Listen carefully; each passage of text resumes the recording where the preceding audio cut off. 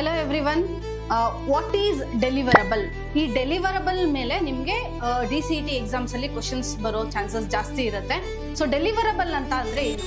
ಡೆಲಿವರಬಲ್ ಅಂದ್ರೆ ನಾವು ಒಂದು ವರ್ಕ್ ಅನ್ನ ಪರ್ಫಾರ್ಮ್ ಮಾಡ್ತಾ ಇದೀವಿ, ಟಾಸ್ಕ್ ಅನ್ನ ಪರ್ಫಾರ್ಮ್ ಮಾಡ್ತಾ ಇದೀವಿ, ಪ್ರಾಸೆಸ್ ನ ಪರ್ಫಾರ್ಮ್ ಮಾಡ್ತಾ ಇದೀವಿ. Because you know that to do a project ಅಲ್ವಾ, ಒಂದು ಪ್ರಾಜೆಕ್ಟ್ ನ ಕಂಪ್ಲೀಟ್ ಮಾಡಕ್ಕೆ ಡಿಫ್ರೆಂಟ್ ಟಾಸ್ಕ್, ಆಕ್ಟಿವಿಟೀಸ್ ಅಥವಾ ವರ್ಕ್ ಅನ್ನ ಪರ್ಫಾರ್ಮ್ ಮಾಡ್ತೀವಿ.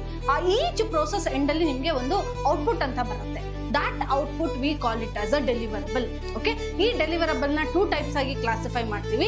ಒಂದು ಟ್ಯಾಂಜಿಬಲ್ ಡೆಲಿವರಬಲ್, ಇನ್ನೊಂದು intangible deliverable. So tangible and intangible. Tangible ಅಂತ ಅಂದ್ರೆ where those are the outputs obtained in a physical form. So where we can touch, yes, there is a pen, I can touch the pen, I can touch the board, I can touch the car or whatever the thing. ಇದೆಲ್ಲ ಏನಾಗುತ್ತೆ, tangible ಡೆಲಿವರಬಲ್ ಅಂತ ಹೇಳ್ತೀವಿ.